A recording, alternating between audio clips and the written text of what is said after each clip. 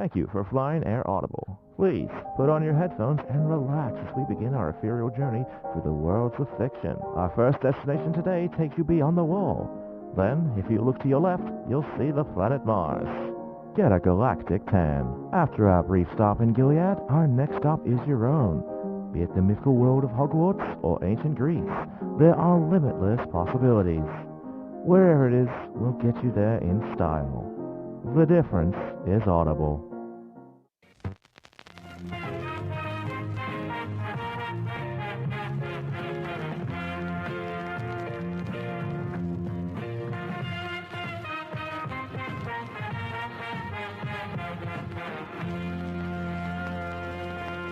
The program is rated TV MA NSFW OMFG GAF TTV BYGAS.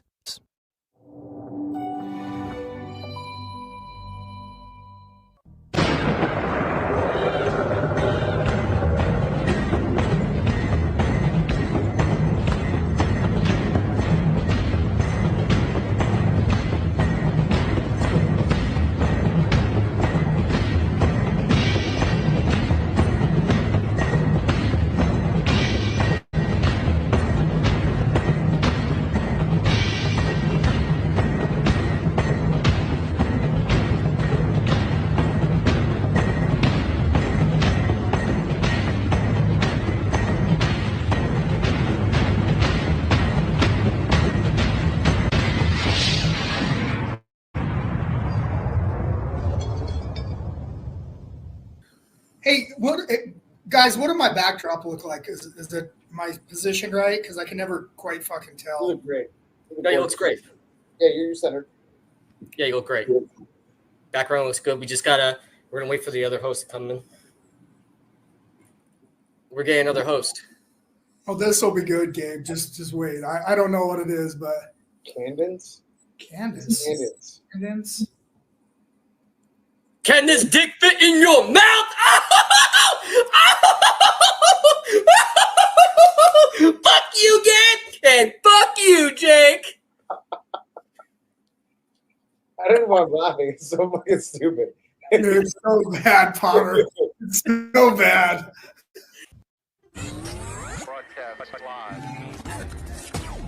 Coming to you live. We're live. In front of an audience from around the world, where we talk about fighters, fighting, and events. Welcome to Fight World Live, where you can hear about the latest in the world of combat sports. Get ready to gear up and square up, because we are going live. And now, Broadcasting live. We will broadcast live. this is Fight World Live.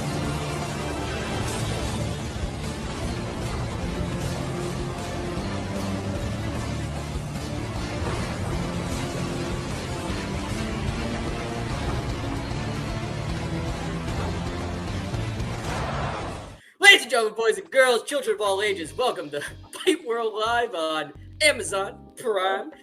I'm David Potter, the Big Dick Bandit of all combat sports, followed by and co-hosting with four-time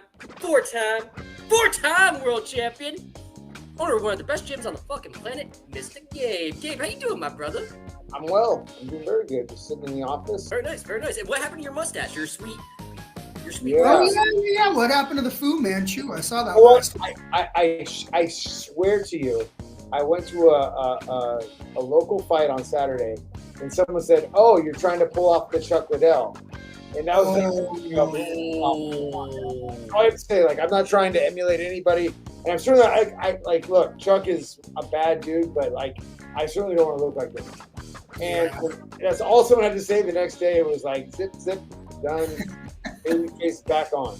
And we're also joined at one point in time considered one of the best fighters in the world, one of the best fighters in the game, coming back from the UFC Apex, and I'm coming just thinking about it, Thunder, Jake Hatton. Jake, how you doing, my brother?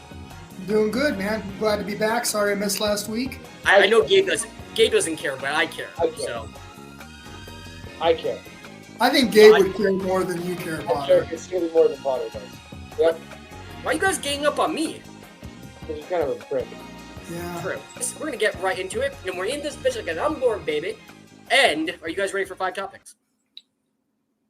All right, let's do this, ladies and gentlemen. Let's go to 5 topics.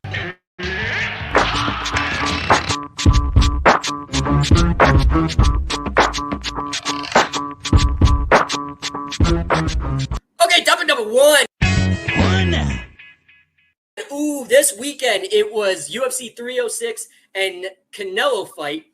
Both took place, one at T-Mobile Arena, which is obviously the Canelo fight, and one took place at the Sphere. Gabe, what say you? Thoughts and takeaways from both events, Canelo versus UFC 306. What'd you think? What were your thoughts, Gabe? I don't know. I was at a local fight in California. I didn't pay attention to either one. Are you fucking shitting me, man? You didn't watch any of the highlights with any single fight that happened this weekend. God, I love Gabe. I read about it. What'd you read? Just for talking points, Gabe. What did you read? I read that Canelo decimated the other guy. I heard that Merab beat O'Malley, and I also had heard that like the scorecards were a little off. That it made it seem a little more competitive than it actually was. I don't know, because again, I didn't watch the fight, but I heard that Merab took him down consistently every round pretty easily. Shlevenko took her title back, and Lopez, that was actually pretty impressive, beat Ortega. And you know Merab landed 6 consecutive hard-fought kisses in order to ride it out to a decision game. I heard about the kissing.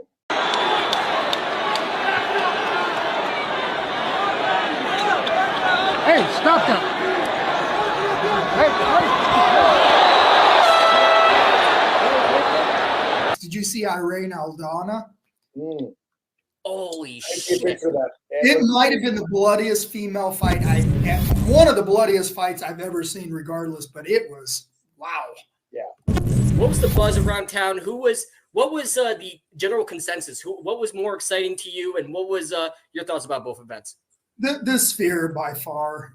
Boxing, Christ, and even Dana said it in his press conference. The only thing they've updated in the last 30 years to make it better or a little more exciting is high def, which wasn't really they're doing. It's just new equipment. So it's just the same stuff of boxing. And there wasn't much buzz around the Canelo fight. I mean, obviously, there are a lot of Mexicans in for, Mexican Independence Day. So there was a little bit of buzz there, but there wasn't the normal buzz for the Canelo fight because Canelo ducked David Benavidez.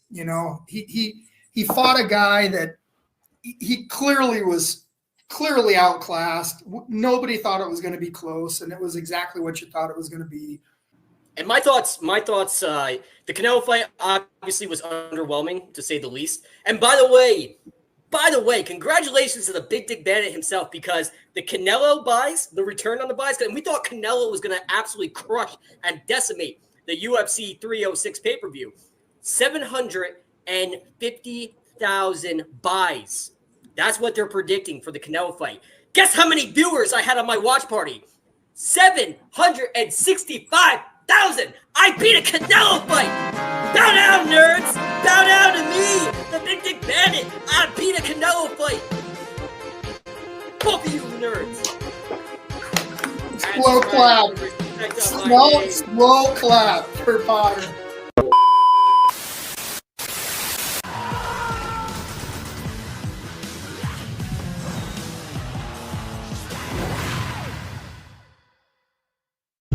Check. 1, 2, 3. It's a lot of watch going on there. Thank you, brother. So much. Last time I saw you was 2013, and I said, please have a good day. And you said, don't tell me what to do. Now this guy's telling me what to do already.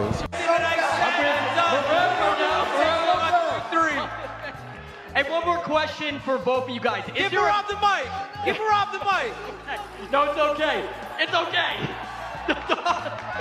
Hey, don't worry about it. Guys, what's going on, Miami? This question's for Vitor Belfort. You've been through every single inception of the UFC. Your first fight was 1996. Your first fight in the UFC was 1997. Every single inception. What is the next level, or where does the UFC go? You've been fighting win at the very beginning. What's the next step in the evolution of mixed martial arts? I think UFC is doing everything better than anybody. You know, they're doing a very good job. They are creating the landscape. I think I can see UFC become like the NFL. The introduction to the UFC to Las Vegas and the reintroduction to the UFC to pay-per-view happened. Both of you guys fought on this card. UFC 33 victory in Vegas. 22 years later, did you even fathom that the sport would be the biggest sport it is today, and that you guys set the stones and the building blocks to build the sport to what it is today? Well, I always thought it would get here, but I thought it'd take a lot longer. I mean, I think the explosion from having a reality show really on the fighter, really, we blew up a lot faster. I mean, we went from me being able to walk into a room and go, yeah, that guy probably knows who I am, and that guy, and that guy. Your entire career is a Rolodex of classic matches and fights. My favorite fight of yours is you versus Carlo Uno, but if you were going to show a casual fan one of your fights to introduce him to the sport, what fight would it be? You know, if it was, man, the one thing is I would show,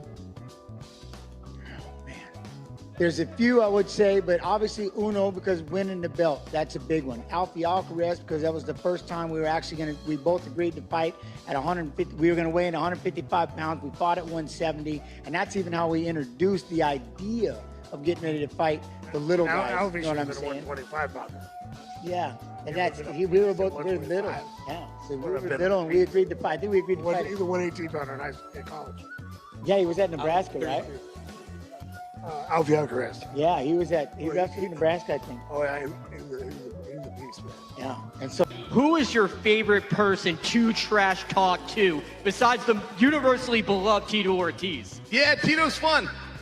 Let's see, the trash talk too. I don't know. Probably the Anderson Silva build-up. And I can't really remember why, looking back. Like, I had legitimately convinced myself that I didn't like him and he was a bad guy, and I can't remember at all why I thought that. He never did anything to me before or since, but at that time, I felt like I was right in that situation. Game. What advice would you give to the up-and-coming fighters that want to self-promote themselves, sell a fight, but also be authentic as well? What was that to me? That was to you. Oh, thank you very much. All right. So, one of the general rules is you give the audience what they want, but you never give them what they're expecting. You've got to come up with a code as well. And some guys forget that. Like, you have to, a hero has to fiercely adhere to his code. It doesn't have to be societies and the norms and the laws and the policies. It has to be his code. So you have to establish it. It takes some courage. It takes a little bit of time. And I would just tell guys not to try to be the next Conor McGregor. I think Israel Adesanya is wildly entertaining. I think Rampage Jackson got left out of it sometimes. I would tell them not to try to copy those guys or be the next Conor by example, but to be the first themselves. And I know that's a little bit cliche, but there's a lot of truth to it, right? There's a lot of angles out there. And you don't. The Rock Boys in the building tonight. Hey. Oh, what a feeling I'm feeling like. Hey. Thanks to the lames, niggas with bad aim. Thanks to it. So can you see the positive? Cut the onions. You're okay, man. We all love you. Can you see the positives as far as what you have done as far as your championship reign? You fought top-tier talent. You broke box office records. You did amazing things. Can we see the positives as far as your championship reign? As far as, like, everything you have done so far? Yeah, I'm a glass half full kind of guy. I mean, even in this, I think most people would probably be really down on himself, especially you lose to a guy like that who freaking 6'9" tattoos and shit like that. You're just like, how the hell?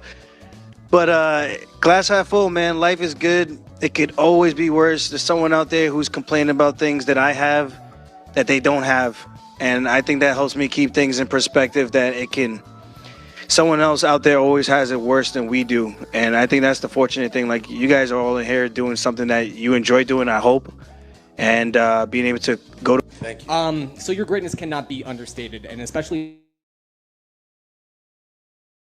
in like kickboxing, comparing you to like Ernesto, who's in the great Romulo Banner, MMA, the next Anderson Silva. But right now, you are the first Israel Adesanya. Amen. You know, again, greatness cannot be understated. What is left to accomplish for you, considering that you're now the world champion? You're considered already one of the greatest of all time. What's left to accomplish? There's a lot in this game. For me, it's just doing what I'm doing, beat everyone up in my way. I never really chased these accolades or these you know, records or whatever. I just put a guy in front of me, we knock him down, you know, and everything else follows. I said it before, I said it again. Jeff, what did I call the belt when I first got to the UFC? Exactly. I've always said it's a fancy tiara you just wear. All I wanted to do was beat the best in the world, and I've been doing that. And this came, the money came, fuck, everybody came. Yeah. Gotcha. And one more question. Personal assessment on anime. Rumble, young man, rumble. I shook up the world. I wrestled with an alligator. I made stone bleed. Handcuff I lightning. fought with a whale. Handcuff I lightning. seen some thunder in jail. Yeah. Rumble, young man, rumble. Man, I got you, man. You're a good-looking guy, bro. You're the only one that dressed up these fucking losers. I like your moves and your style, sir. Yeah, let's fucking go, man. We're there at Pride 1. You're one of the legends of the sport. Your family built the building blocks of this sport.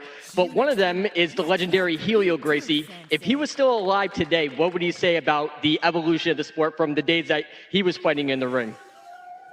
In reality, it's amazing to see how the sport went. I had the privilege, I'm 56 right now. So I had the privilege to know the first generations of Gracies, the one that began the jiu-jitsu in Brazil, to the young ones born now. My grandson is 7. The other day he looked at me and he goes, I say, what do you want to be when you grow up? Do you want to be a cop? Do you want to be a firefighter? He goes, no, I want to be a fighter, a very good one. I go, like grandpa. He goes, were you really good? Otherwise I'll be better. So those were the best words I ever heard in my life, you know? For the upcoming female MMA fighters, you know, you already been through the process. What advice would you give them? Just get as much as they can from every fight, every moment, from every exposure. And I always give a lot and I take as much as I can, but I wish I was this smart as I am today. 5 years ago, or when I was the champion, I would make even more money. I would do more, but that time I felt like I was doing, you know, enough. Hey, congratulations on the win and welcome back to New York. You fought 3 times here. The last time you were here, 2018 with a win. What makes this win so special and coming back to New York City and Madison Square Garden? I love this city. I don't know why, but this city is magical. Awesome. And you can play every sport with one ball, but MMA takes 2. And thank you very much for always being in the cage and displaying your guts. Yes, sir. 5 fights that you had so far in the UFC, 5-star classics. Is it hard to see the positives right now of what you have accomplished thus far in the UFC, considering, you know, you haven't won the championship? Or is it easy to see the positives and also see the negatives and work on the negatives? Yeah, no, it's not hard to see. Honestly, I mean, I'm 36 years old now.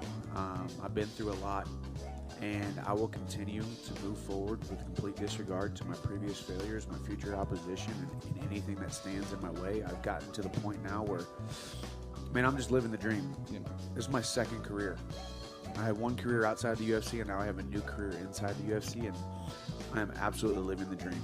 Absolutely. And enjoying it. Awesome. And you can play every sport with one ball, but MMA takes 2. And thank you very much for always being in the cage and displaying your guts. Yes, sir. Thank you. Any weapons that you add to your arsenal or anything in particular that you worked on? I actually had got lazy with the wrestling. You know, I was like, oh, cool, I got a little better. Let's quit fucking doing it. So, no, tomorrow proved otherwise. So now I'm just trying to see if I can wrestle at a faster pace. I can still wrestle at the same pace I was wrestling at before that fight. Now I just got to see if I can wrestle at a faster pace because he was really, really quick with his shot. So, you know, got to get a little better in the wrestling department over and over and over again. First and foremost, congratulations on 5 incredible careers and all that you contributed to the UFC. So congratulations on that. Thank you. You guys have provided so many iconic moments. Mark Coleman winning the 2000 World Grand Prix, being in the corner with Kevin Randleman, one of the greats of all time. Curtis Blaze beating Overeem Hunt. Fred Mir breaking Tim Sylvia's arm, and the 2 fights between Daniel Cormier and Stipe. But what would you say is the most iconic moment of your careers? Mark, can we start with you? The most iconic moment of your Hall of Fame mixed martial arts career? It's really tight. The UFC being the first UFC heavyweight champion, that's as big as it gets. But losing 3 fights in a row and having pretty much the whole world tell me I'm an old turd at 32, and then being able to come back and win the Pride Grand Prix, I think my emotions after that spoke for itself. It was, shut the fuck up, I'll tell you when I'm...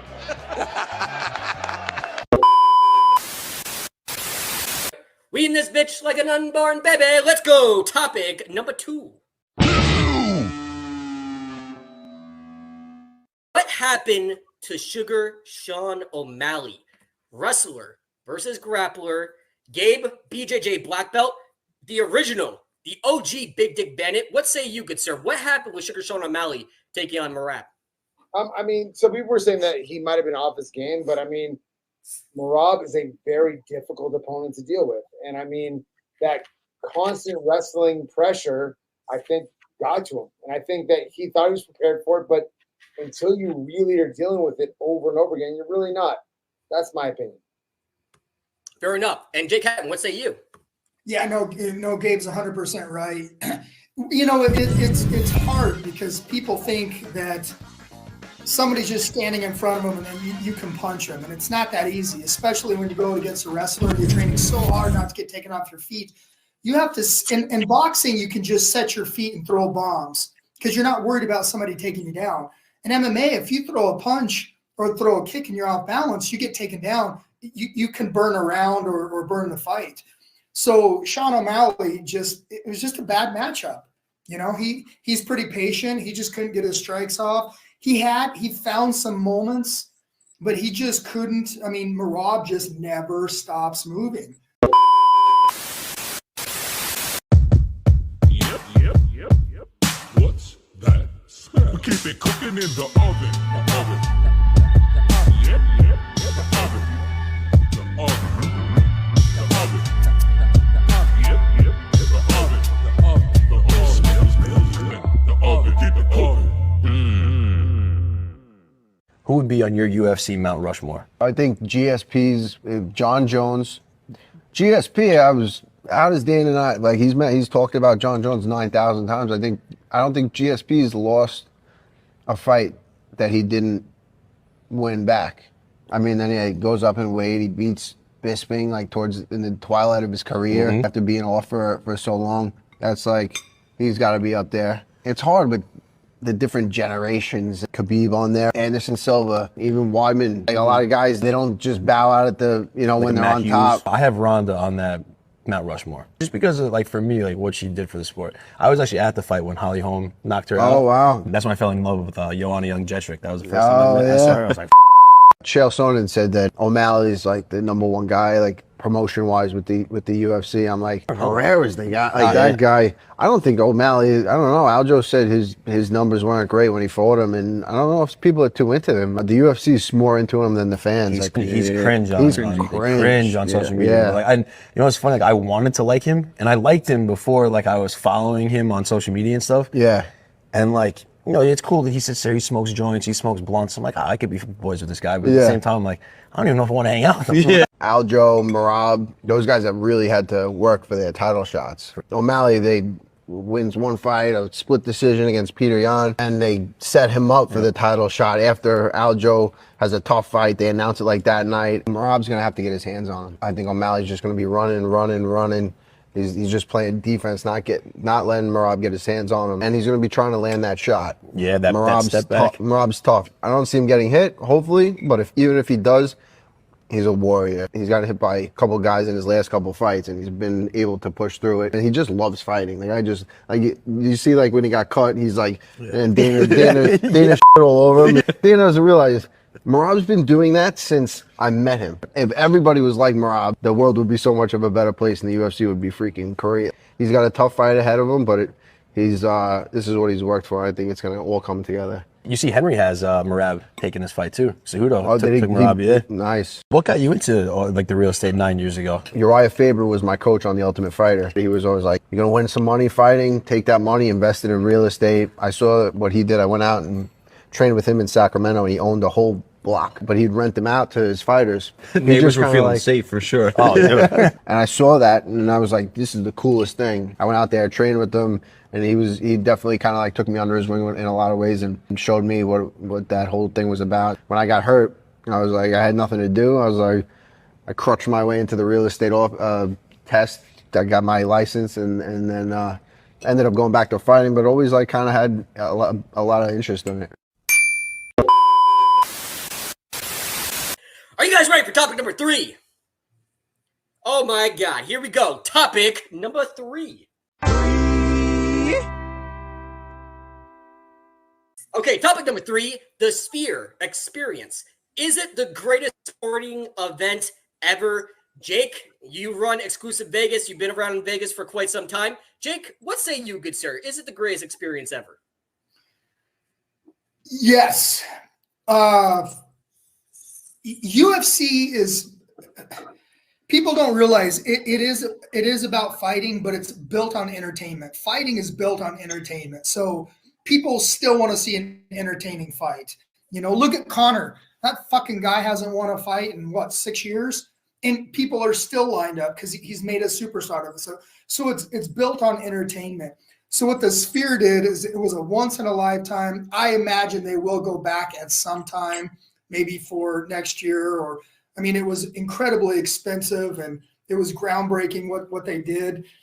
But it was a once in a lifetime event. The only knock on it is the fights they gambled on the co-main event and the main event, and they just were 5-round, not so much. So if the fight card would have been like UFC 309 or some of these some of these other big cards we've seen, it would have blown everything out of the water. But just being a once in a life, I think UFC spent $19 million just on the production, and it showed. I mean, Wait, are you fucking serious? $19 million? Oh yeah. They worked on this for months. They had full videos. They had breakdowns of the Mexican history of the Mexican fighters, and they did these little. It was really something special. So, but the fights lacked a little bit. But as far as the full experience, man, I loved it. Like I was saying earlier, I didn't watch it. I didn't see it, but I watched. I had like maybe 7 or 8 friends that were there, and just the small 10-second videos looked amazing. Absolutely, just the way it was set up, everything about it. And again, I didn't know about the seats, I didn't know about the wind, I didn't know anything about that. But as far as visually, I was insanely impressed just visually.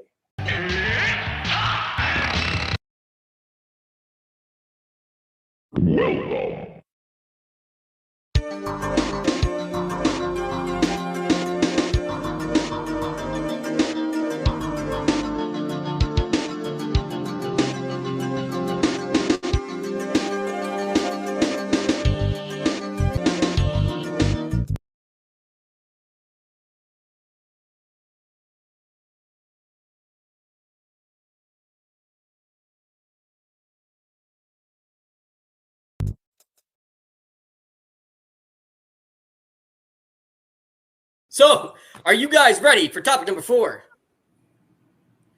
All right, let's go. Topic number 4. Topic number 4. Oh my goodness, we're never going to leave this topic. And Conor McGregor strikes again. I'm gay. I'm a lesbian. I am actually pansexual. I am transgender. I'm half black from the belly button down. So you're headed home with a hot girl at the end of your date. You finally get back to the apartment, and then she says this. Because if you pull out like you always do pull out, may God have mercy on your soul. Genuine question. Butt or boobs? Proper 12! How to ask a girl out. Never say, we should hang out sometime. Instead, say this. Suck these big Irish balls. Stop flexing your muscles, Jordan. You look like a fucking imbecile.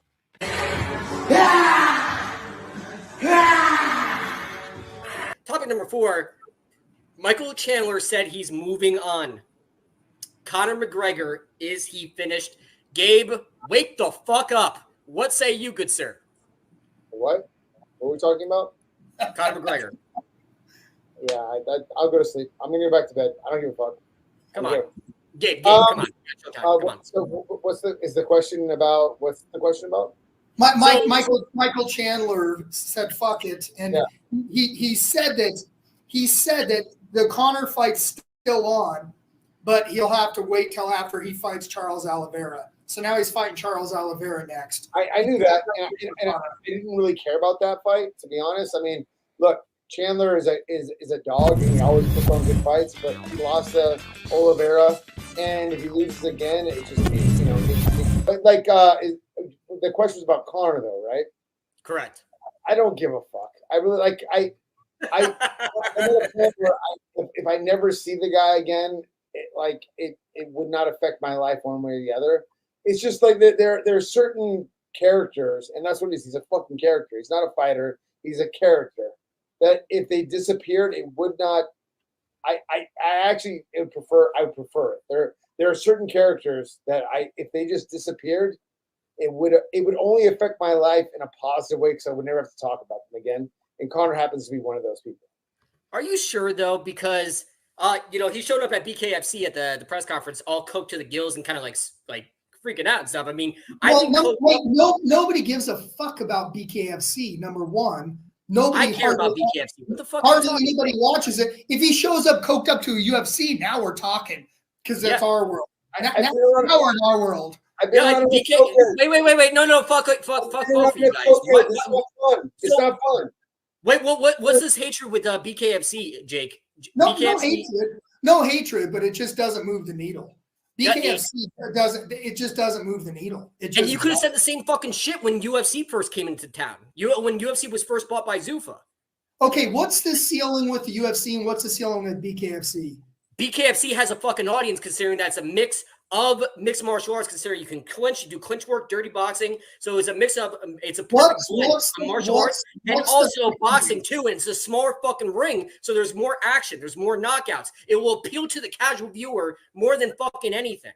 No, it does not. It's too bloody. It's too bloody. You can't take it mainstream. Nobody wants to see 9 times out of 10. And listen, I enjoy it. I appreciate it. But as far as for the casual fan, it's kind of like slap boxing. You might. What is the 5 fingers say to the face? What? Slap! Oh, whoa! I'd like to see one knockout, but watching a whole fight bare-fisted of a guy just bloodying up and just lacerating him everywhere. It's just a bloody mess. And that's why they're probably never going to see big mainstream sponsors. They're never going to get, I mean, they're not, I'd be utterly shocked if they're making money because the amount that they're paying out, and I know what production costs and I know what fighter pay is. I mean, it's most of these organizations are losing money. Okay, first and foremost, our girlfriends bleed profusely once a month and we still love them. Number two, fuck you. Number 3, everybody loves and the audience is continuously growing with BKFC. So it's growing a fan base, and with Conor McGregor, it does nothing but good. Show me the pay-per-view numbers from the very first couple to now. I couldn't show you the fucking pay-per-view numbers. That's because they hide them because they're stuck. No, they're not stuck. They're growing their pay. No, I will ask what their subscriber base is. I guarantee you their subscriber base is continuously growing. And they're growing. What are they growing it with? They're growing it with ex-UFC fighters. They're not growing homegrown talent. Ferreira. They're growing You it have with Lorenzo Hunt. You have plenty of talent that they built up. Kai Stewart, absolutely sold out that bitch when he was in Montana. Okay, yeah, I'm sure. Yeah, I'm sure. I mean, Montana's really moving the needle. You know, the big Montana. Sugar Sean O'Malley's from Montana, motherfucker. And where does he live now? And where's he at now? He lost to Marab. That's it. That was like his one and only loss, except to fucking whatever his name is from the other guy he lost to. Your mama. It was his only loss, except for the other guy he lost to. Shut up, Potter. Shut the fuck up. Fuck you. Conor. Listen, I'm with Gabe. I mean, we usually agree. He's just to the point where he's just trolling, and it's just old. It used to be kind of funny and cute. Now it's just people don't like him. People don't. There's heels and there's good guys in wrestling, and you got to pick one to be a character. You get fighters like Matt Hughes or Tim Silva or Josh Koscheck. You're just an asshole, and people just don't like you. You know, there's no good or bad. There's no character. Like Colby Covington. If you're not showering after the bar, what are you doing? Greetings, nerds and birds. Perfect villain. People hate him, but he moves the needle. But Conor, he's just turning into an asshole, and he's just irrelevant. He's all coked up, and he costs him the UFC money. He's killing, you know, fans are getting tired of it, and he's fucking with other fighters' futures, which is really, that's the problem that I have. I agree with that too. Yeah, I mean, so Chandler's not dumb, because he took a bunch of media things. He's doing wrestling promos. He's on all these shows so he got a lot of media out of it. So Chandler got what he wanted out of it, almost what he wanted out of it, besides the payday. But people are just tired of Conor. Just go away. You're irrelevant at this point. I think coked up Conor still has some fuel in that tank. Hey, coked up Conor. We like coked up Conor. If we he love comes coked up Conor. Then we'll. And I think we've all been around the block once or twice, and I'm going fucking sober and fucking, you know, I'm gonna be sober Sally over here. But nevertheless, I think coked up Conor still has some gas miles. Whatever you want to call it, that's what Conor McGregor seems to be on these days.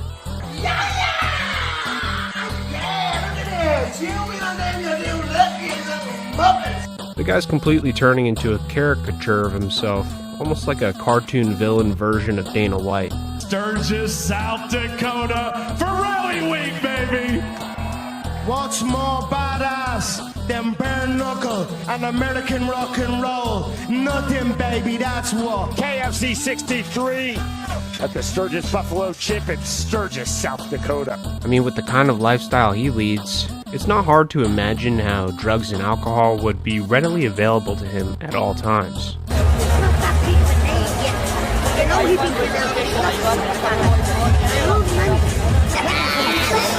What we got now? Who's winning this one?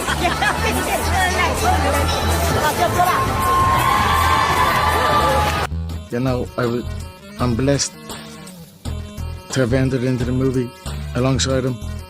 He was patient with me. He gave me guidance, and I just took it. You know, we had a good rapport on set. He has 75 movies made. I have 75 bar fights made. And that's it. We had a good back and forth. Hi, Conor. I'm Claire Gallagher with the Daily Texan. What can you tell us about your acting debut? Obviously, it's your first experience. Hard work, but you know, we got it done. It's in the bank for life. You know, you put something in the bank, maybe it's not going to be there for life. You might spend it. This baby is in there for life, and I'm ecstatic about that. Beautiful name. Meredith, what a name. Thank you That's so such much. a beautiful name. What's your second name? Cassidy. Meredith Cassidy. That's a beautiful name. Nice to meet you, Meredith. Thank you so much. When you got out of your vehicle, the crowd erupted. Do you wanna go to war, man, yeah? Do you wanna go to fucking war? Something has definitely changed with him over the last few years. It's like he's a completely different person from the fighter who took the world by storm in 2015. Okay, Henry, this one's for you, my man. Right? Some of the things, oh my God, you blew my... I couldn't believe what I was seeing, right? So you were here like this, right? And you were doing this, and I was like, you were doing this little thing, and I was like, what the fuck is that? I've never seen that, right? This guy is a fucking genius, yeah? So you were doing this really well, yeah? If you'd have just done it this way, man, you'd have fucking clean shot, bro! You'd have fucking took him to the cleaners, my man! I landed one punch. Once. And he hit me with a door. Other than that, it was absolutely perfect. We had an amazing stunt team, Gareth Warden and Steve Brown, and they were phenomenal with us. They gave us free rein, and we've done a good job. After the Submito Sterling fight, and you said, I don't watch I just because I'm already.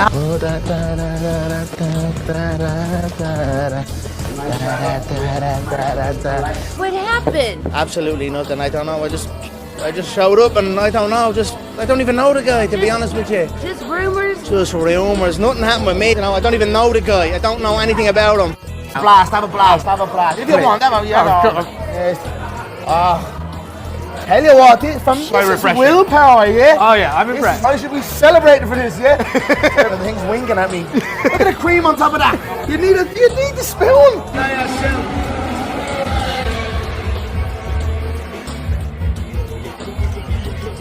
I'll fight Canelo, no fucking problem, yeah? Out straight, no problem. you and Crutch? What? You and Carl Crutch?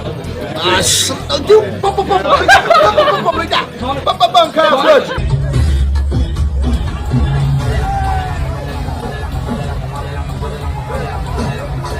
Brother, you're all right. You're a nice, friendly guy to me. I don't feel like ripping you to shreds. Oh, come on, Connor. I grab your front of your head and the back of your head, and I just do that, and you'll be done.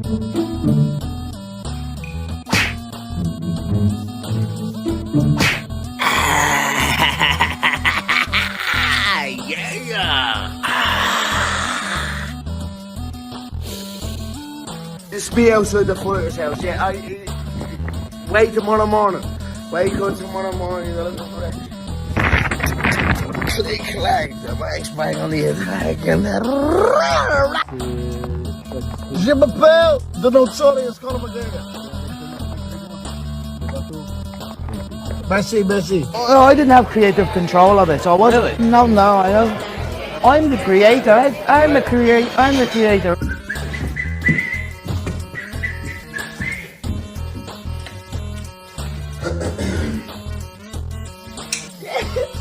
So my daddy now. All right, I'm gonna go to the bathroom and take a real live stream. But before I do that, are you guys ready for topic number 5? That was topic number 5. Let's go. Bonus round.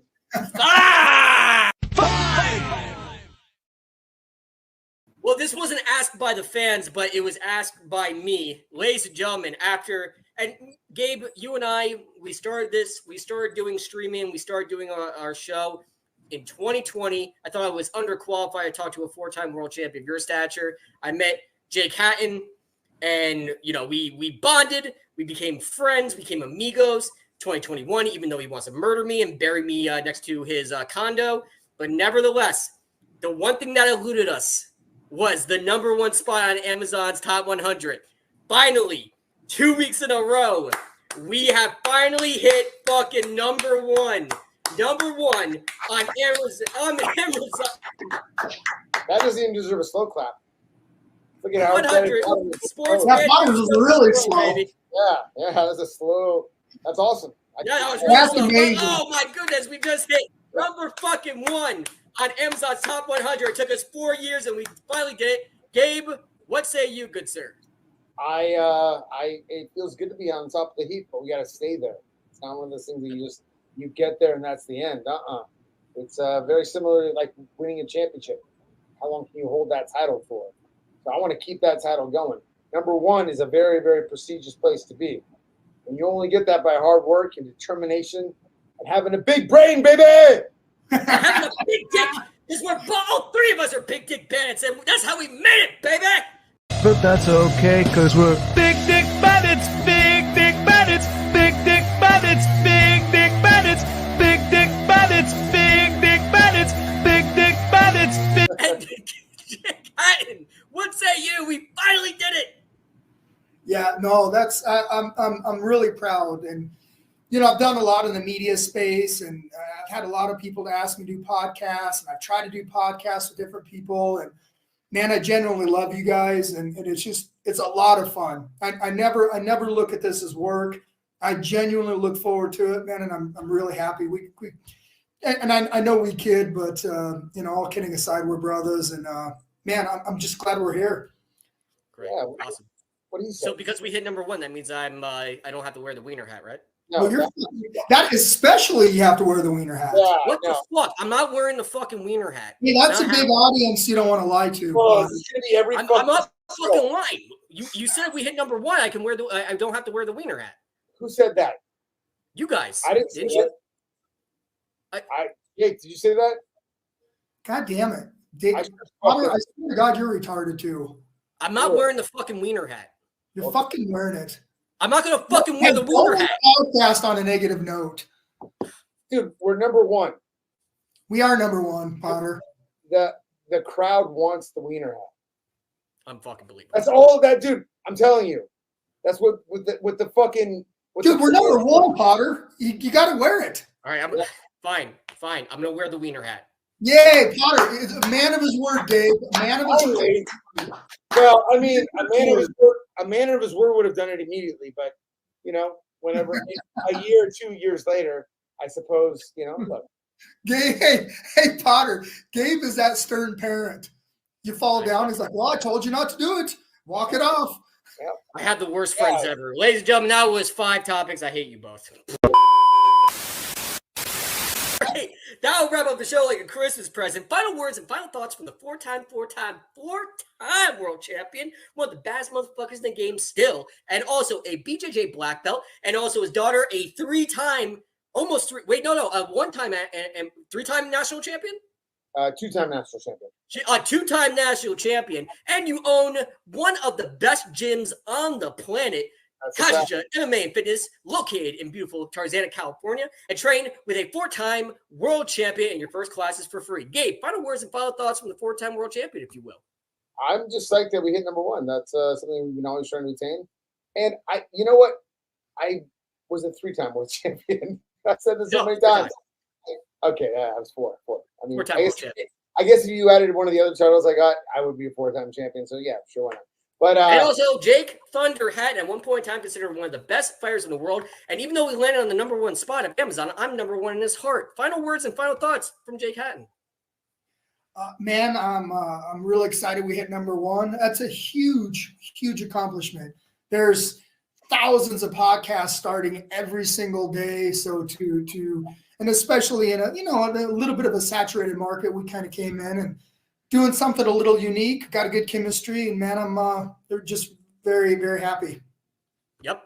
And just like a blind chicken porno, nobody saw it coming.